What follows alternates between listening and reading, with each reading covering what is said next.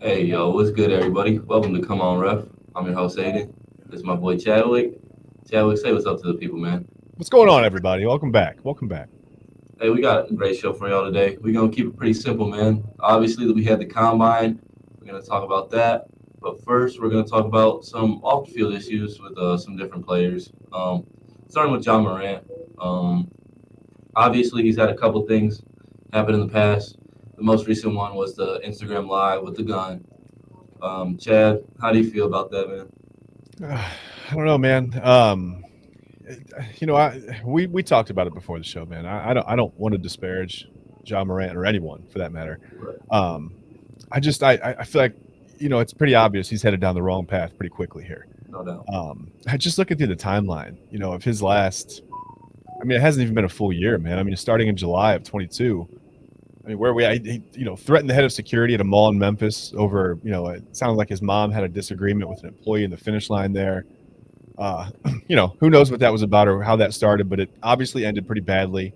Um, the confrontation is what it is there. Just 4 days later, he punches a minor. Uh, According to the teenager that got punched, 12 to 13 times Morant punched him over, I don't know. The teen claims he threw a pass and it hit Morant in the face accidentally. Morant claims it was on purpose. He acted in self-defense.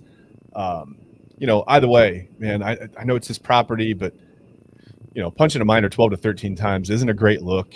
Um, the you can go on and on. I mean, the confrontation with Shannon Sharp and Morant's family involved in that, and then the Pacers traveling party. They claimed that a red laser was pointed at him or whatever from an SUV that Morant was allegedly in, and all these things are alleged right now. I mean, there's nothing really concrete except we talked about it too. The Instagram live, the video, that's also not a good look. I think Morant just needs to get some help, man. He needs some better people around him. He needs good, just good advice. He needs to. I don't know. It's hard to say he needs good people because you have to want to change.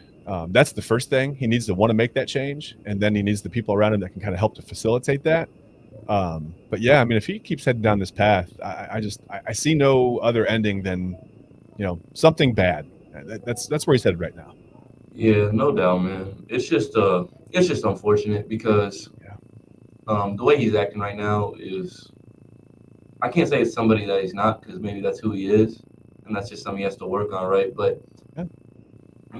sorry, my bad. But he has to get like people like dream to get in his position, coming from like the ghetto like that. Like they dream to leave. So, and I just don't know why he'd be trying to go back into that lifestyle. It just doesn't make much sense to me.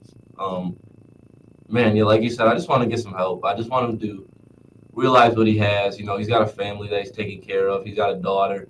So I want him to realize, this is generational wealth. Don't waste it being just making bad decisions. Yeah. Honestly, don't waste your time doing that. I mean, there's too much at stake here, and Yeah. he just needs to be better.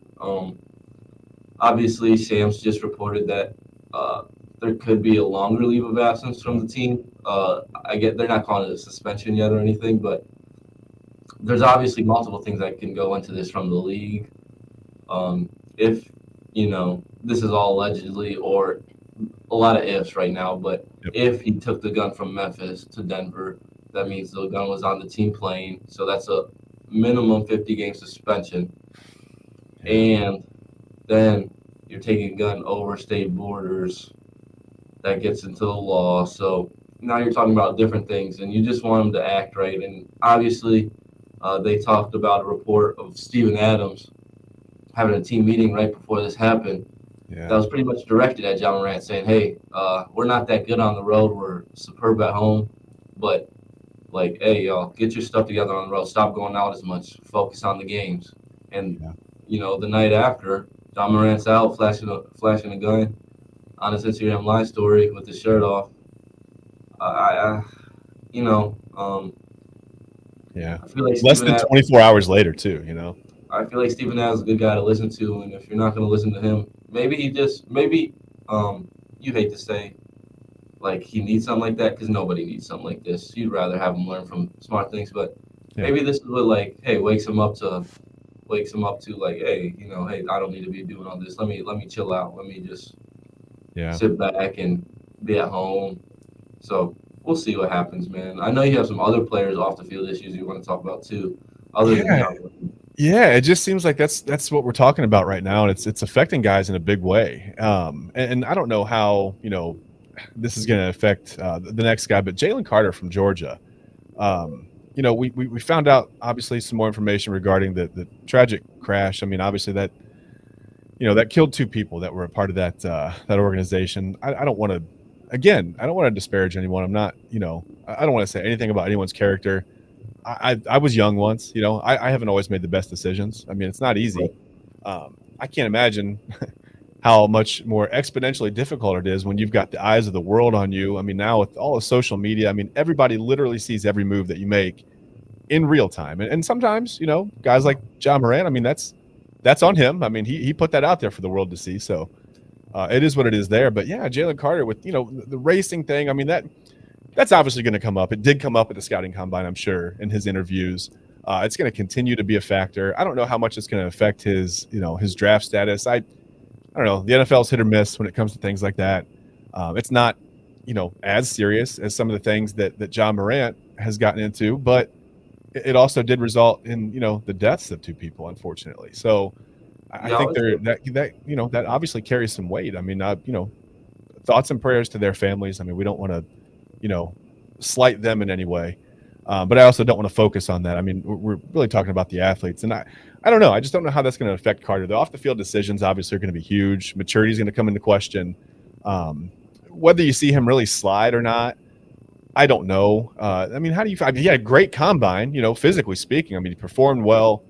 He's obviously, giant. I mean, he's probably going to be a good player if he can button it all up. I mean, what do you think? From a player perspective, he's maybe just overall the best player of the class. He's ridiculously talented. Moves like no 300-pound man should. So, a lot of that this year. On the field, specimen, right? But off the field, like you said, it wasn't as bad. I don't want people to take that the wrong way. What Chad's saying, he's not saying like the deaths weren't as bad. He was saying what specifically Jalen did wasn't as bad. The actions that led to them, it wasn't egregious. I mean, it was a kid being a kid, and it went badly. Yes. Very. So bad.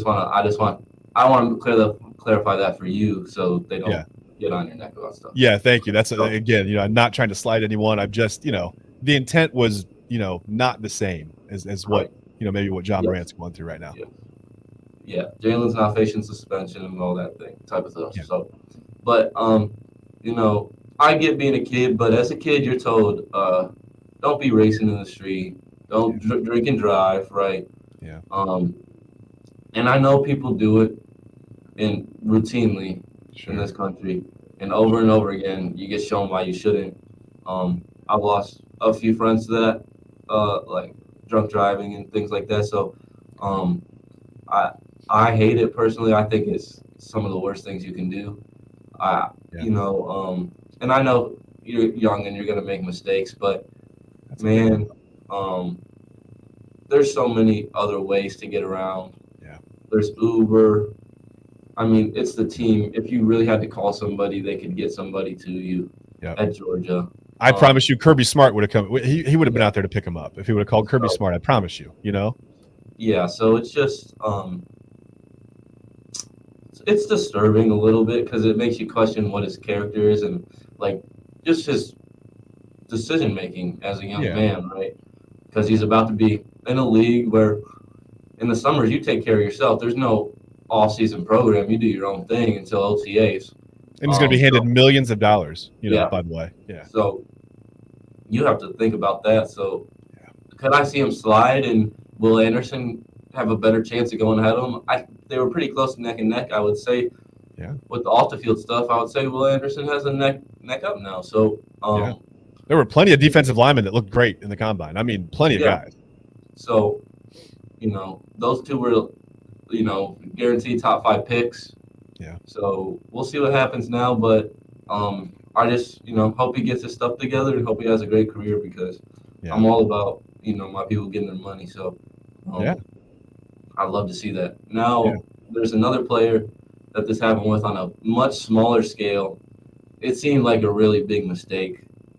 So I don't want to talk like stay too much on it. Mozzie Smith had a little gun charge situation, Yeah. but uh, it really ended up being nothing. Yeah. Um, there was not too much going on there. Yep. Some was in his bag. He forgot to take it out. It was licensed. Yep.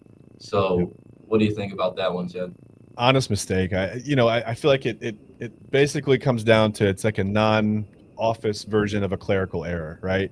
Yeah, Just an oversight. I mean, he's a great kid, great student. And all the evidence is there to prove. I mean, he was very forthright immediately with the officer about it. Uh, wasn't aware that he was making a mistake. It's just a mistake. It's an honest, you know, just it slipped his mind. yeah, I don't think that affects his draft status at all. I don't think it should. I don't think it's fair. I not think at it's all. unfair. The reason that I'm glad you brought him up, I had him in my notes here because I think it's unfair that people are kind of lumping him in with Jalen Carter. Go, well, it seems to be some defensive linemen with character issues. If you talk to anyone who knows Mozzie Smith, you know, he doesn't have any character issues. There's nothing there to speak of. I mean, he's just a good football player, good kid, good student. If anything, I think this almost might, help his profile. The fact that he was, very forthright and honest, and I think that may help him in a way, as opposed No to, doubt. I, listen, we don't know the situation with Jalen Carter. It's all, it's still going to go through court system. I'm sure there are, days to talk about that ahead. He may have had an attorney that said, "Hey, listen, don't say anything," but it is a little disturbing that, I don't know, kind of radio silence from his end, even though he knew he was involved in that. Yeah, just not the same. Mozzie Yeah, Smith is, like I said, great kid, great player. I don't think that affects him at all. I hope it doesn't. It shouldn't. yeah. I mean, that's what you call like a hiccup. Like you don't Yep. really even think about things like that. That just happens. Yep. Um, you know, I'm guessing he won't make the same mistake twice. It doesn't seem like No. he has nothing bad on his resume. He has a clean sheet pretty much. Yep. So Yep. I don't feel like that's gonna affect anything. So I really hope it doesn't. since we went from more basketball players to football players, and both of these guys are prospects, one of the biggest things happened for prospects recently, the combine. Um, one of the biggest events for the NFL in general. So let's talk about some combine winners and losers. Who do you got? You know, what was your first impressions of the combine? Who'd you like seeing out there first? Well, I mean, first and foremost, I like to watch all the Ohio State guys do whatever they do. And, there wasn't really anyone who, I guess, competed in, all the events across the board. So you kind of got a little bit of a basic smattering of what some of these guys can do. But I think it's obvious that CJ Stroud, you know, I don't know how much he can really help his draft status because I believe he's top 10 anyway.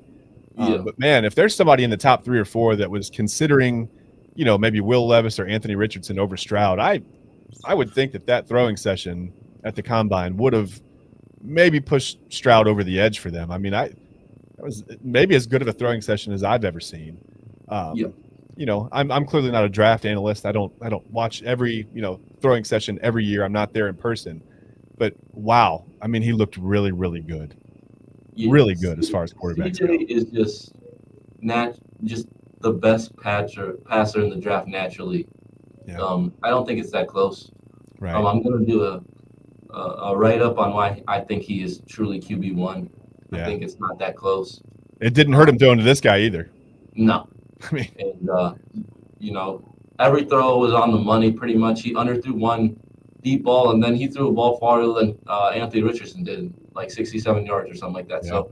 So, he's anywhere in the field with with touch. He can layer it over defenders. He can drive it in, opposite hash out routes. He has it all. He has it all in his bag. He's got every club, as they would say if they were, playing some golf. So yeah. everything's available to him. Obviously, the guy on your screen right now, Anthony Richardson, put on a show. Oh yeah. Physically. I mean, it's ridiculous what that dude can do. Yep. He said he wanted to jump 11 feet in the broad. He didn't get quite there. 40-inch vertical as a 44-pound quarterback with a 4.43 40. So we're talking about a freak. Yeah.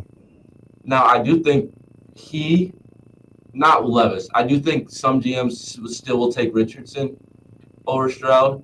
Yeah. Because the ceiling of Richardson is the second best quarterback in the NFL behind Patrick Mahomes. I mean, Yeah. if we're going to talk about it honestly, that's his ceiling. Yeah.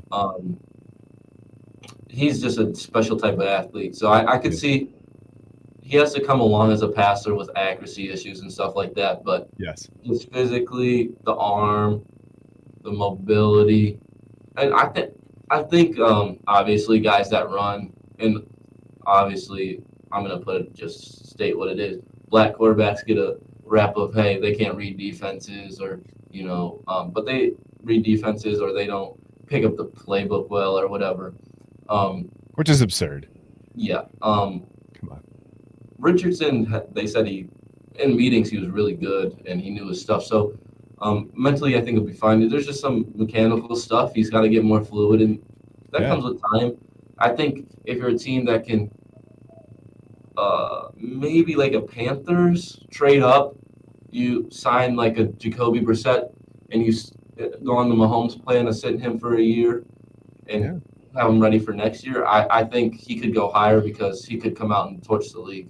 CJ Stroud, I think, is going to come in day one and be a top 15, 12 quarterback right away. Yeah, the floor is much higher for him, I think. Yeah, I think his floor is extremely high. Yep. I think Young's floor is also pretty high. I just don't think he threw. Young scares me just from a size perspective. Not that he can't play at that size. No, he can play at that size completely. Plenty of guys have. But I'm talking about Kyler Murray has top arm talent in the NFL. Yep. Bryce Young won't. He will not have that. Yeah. He's a good arm, not a great one. Kyler Murray has, and he's not as good an athlete as Kyler. Kyler is a 4.4 guy, top 10 pick in baseball. Yeah. And I was going to say, yep. He still gets hurt every year. So that scares me. And I don't think Bryce Young's playing weight is 200 pounds. I don't think he played at that. I think he got up to that for the combine. Yeah. I don't think he stays at that weight either. I think that looks good on paper. I think his ideal weight, is going to be probably around 185. 180, 185. Not extremely big. And at 5'10" and whatever he will, I don't have the exact measurements right in front of me right now, but like I said, plenty of guys have played at that size. I do have concerns, just because, guys like DeJuan Jones are coming into the league, and linemen are just getting bigger and bigger, and it's going to be harder and harder for 5'10", 5'11" guys to see around and through and over. You can't see over, but you can only create so many throwing lanes. You've got guys like like I said, guys are 6'8", 350 pounds. You got guys like Myles Garrett coming at you on the defense.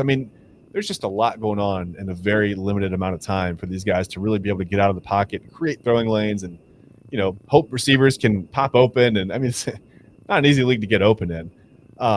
It's something you said about Anthony Richardson. I was going to mention too, just the lack of touch. I feel like, he throws a laser, and that's, okay, that's fine, but he's got to throw a more catchable ball. Even in the NFL, you can't just gun the ball over the middle, 12 yards to a guy.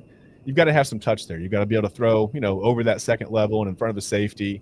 That takes some time to learn. It comes with footwork. I don't think his footwork is quite, it's just not on par with CJ Stroud's.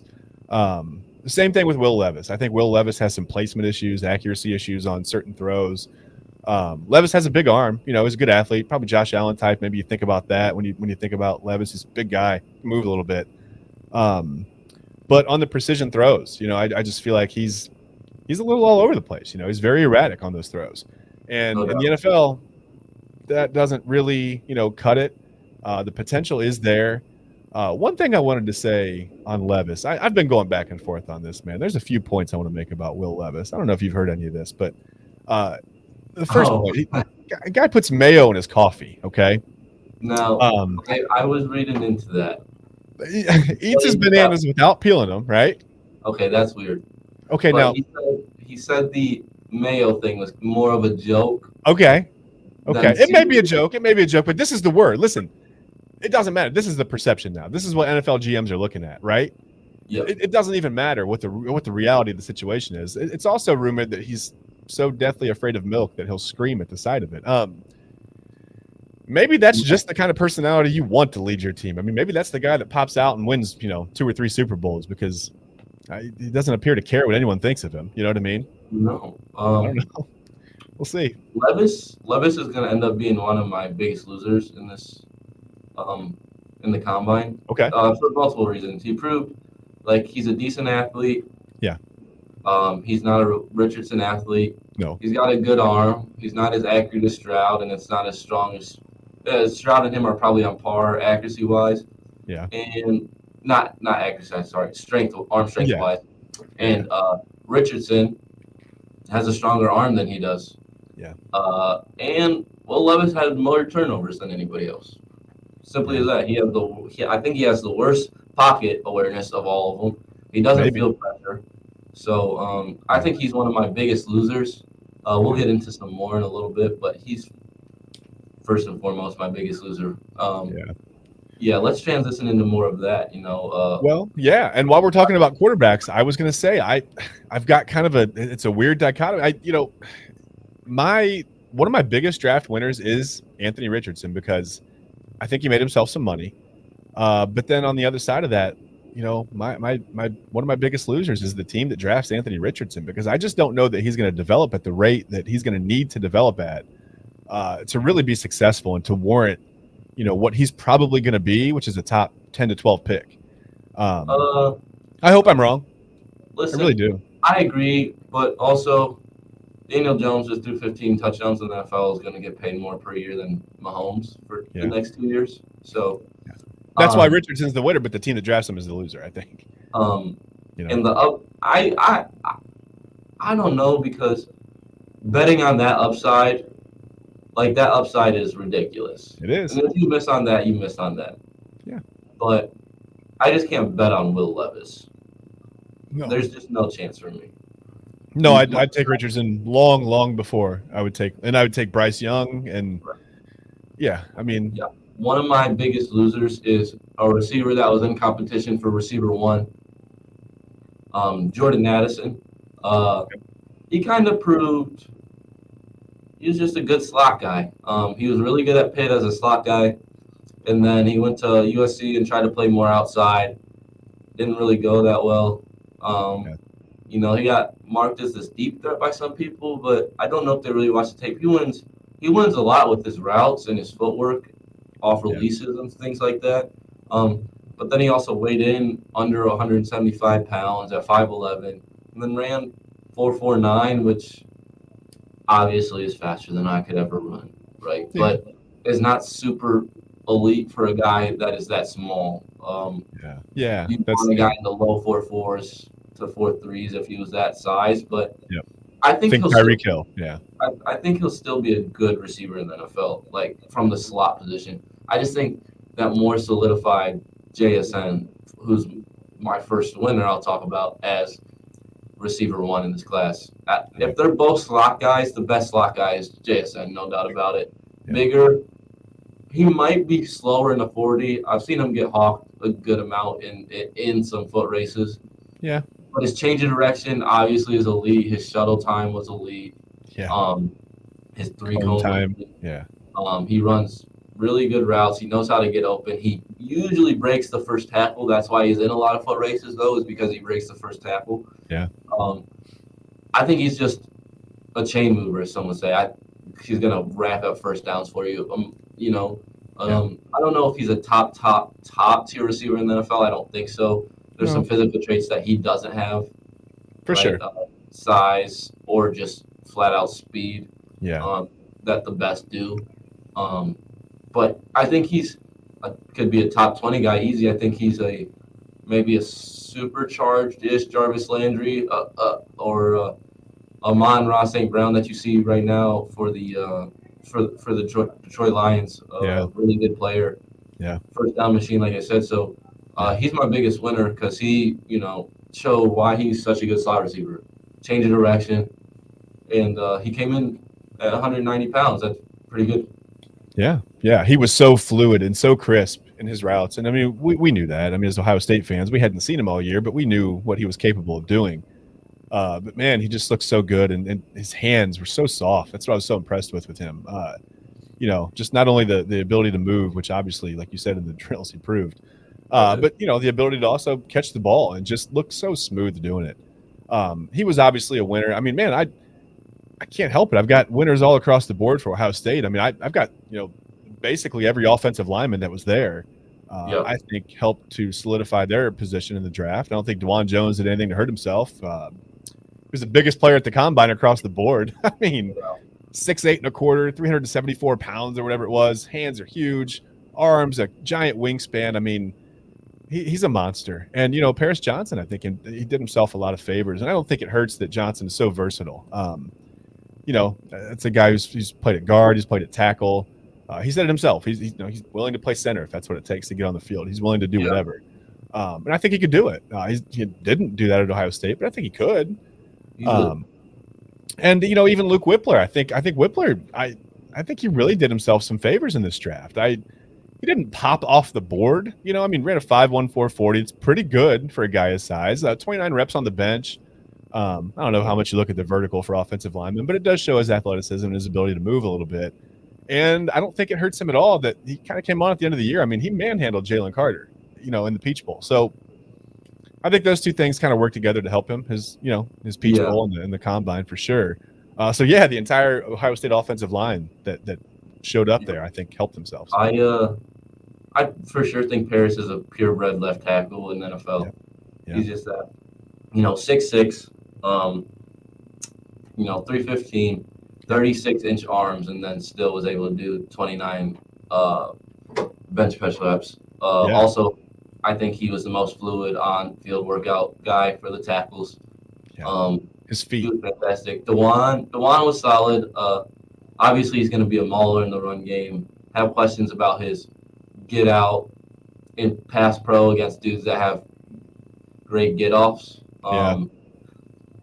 You're a little worried about that. Luke, I think, is a mid-round guy. I think he's, going to be a solid player. I think, he'll just be a starter in the NFL for a while, and nobody will really talk about him. And that's really good. That's a really good football player. So nothing wrong with that. Nothing wrong with that at all. I definitely fly under the radar and be solid for 8 to 10 years.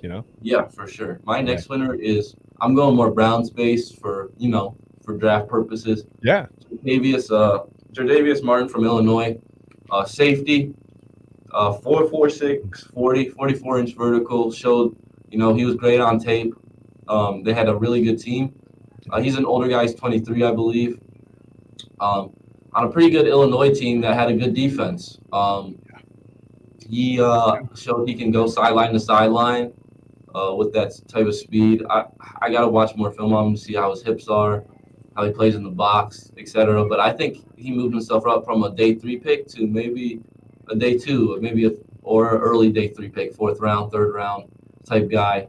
So I'd like the Browns to take a look there. We do need a safety that can play a little football, and it helps. He did it at a high level for Illinois. And I like people that played in good defenses and then went to the combine and showed out. So agreed. I think I'll bring up Anthony Richardson again because the guys that I don't think Florida's offense was that dynamic at times. It looked like it sputtered a little bit with him at the helm. Yeah, and that's obviously a concern. But then he went and showed out at the combine and probably raised his draft status. But we've seen that before. I mean, not just at the quarterback position, because I think it's very difficult to forecast the quarterback position in the NFL. From college to the NFL, it's very tough. And B, it's really tough to play it. I mean, it's put yourself in these guys' shoes, man. It's tough. But we've seen guys go and just completely show out and come from a good program. I mean, Vernon Golston from Ohio State. I can't remember the exact year, but he was 14 sacks. I mean, he was just the talk of the combine. I mean, the guy's muscles had muscles. He tested well and everything, and he just never really did anything in the NFL. Yeah. So it happens. It's tough. I think it's even easier to get that out of the quarterback. Typically, you don't see that from a defensive lineman, but it's just hard. I don't know. It's just really hard to forecast, what goes on with that. So I think some guys that are a little bit easier to forecast are defensive backs sometimes. I thought DJ Turner from Michigan had a really, really good combine. Yep. I mean, you run a 4.26, you're going to help yourself. Yeah. And he's not a big guy. I don't think he's ever really going to play consistently outside, on anybody's. Definitely more of a nickel, I would guess. Yeah, but I think he can be a really, really solid contributor. It almost reminds me of. Well, I don't want to compare him to anybody, man. He just flew, but he's only 5'11", 178. So, like you said, he's most likely gonna, spend a lot of time in the slot. I think he's competitive enough that, maybe if you have a game where somebody's out or a couple quarters, somebody needs a rest, something happened. I think you can put him outside for a short period of time, but I think, over time he might get exposed there. Yeah. So he's not going to be like a top 15, 20 pick or anything, but I think he's going to have a really nice career. I think he helped himself at the combine. I think he made a little money. Yeah, I think he's a good slot guy. Watching him in Michigan, he didn't check the ball that well on fades because he did play outside at Michigan. With the size, on fades, lost a lot of just jump balls, obviously size-wise. I think he'll be a good nickel. Yeah. I would have liked to see his change of direction drills. I didn't get to look at those. Yeah. He can fly straight line, but yeah. Got to be able to see, but he definitely. I mean, he made himself millions just by running 4.26. I mean, that's ridiculous speed. Yeah. You're gonna talk about Ronnie Bell too. I mean, another guy from Michigan. I thought he had a really good combine. Maybe help. Ronnie Bell is a good football player. I don't know where he'll end up going. Obviously he's coming off ACL the year before. Yeah. But he's a hands catcher. He is Wolverine's best receiver. Catches everything with his hands. I like him. He does a good job of creating separation. So, we'll see what happens with him. But I think he's a good receiver to go after. If your team needs maybe a slot guy or a guy that can help outside somewhat. So, yeah, I do like Ronnie Bell. I've always liked Ronnie Bell. I think, even though I'm an Ohio State fan, I kind of took a liking to him. I feel for the guys who have these injuries that just, keep them off the field time and time again. And I think that's why Ronnie Bell caught my eye in the first place. It was great to see him, healthy this past season. Had a great season for Michigan. Like you said, he's just a good football player. I think he's going to help somebody. I think he's a second day guy for sure. But, I think his production might surprise you a little bit. Or not maybe you, but he might surprise some people. I agree. My next winner is I got my I had to get some notes together because I wanted to pronounce his name right. Yeah. Adtamwa Adibare from Northwestern.